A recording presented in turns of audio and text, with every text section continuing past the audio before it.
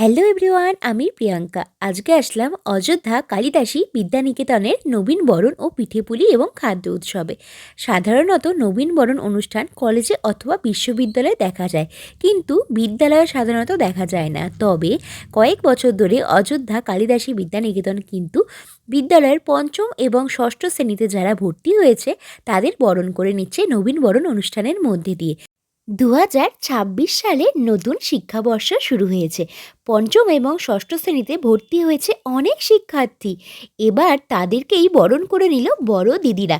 দশম শ্রেণীর নন্দিতা, দিয়া, বৃষ্টিরা বরণ করে নিল পঞ্চম শ্রেণীর প্রিয়াঙ্কা বর্মন, বাবলি হাসদা, দেব চৌধুরী, ষষ্ঠ শ্রেণীর রাজা বাস্কে, পীযূষ দাস, মেঘা মুর্মুদের।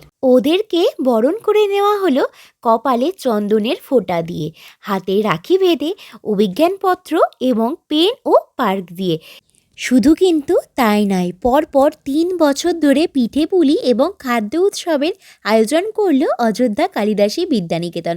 আর এই ছোট ছোট বাচ্চাদের হাতে তৈরি এই পিঠে এবং খাবারগুলো কিন্তু তারা এখানে বিক্রি করছিল।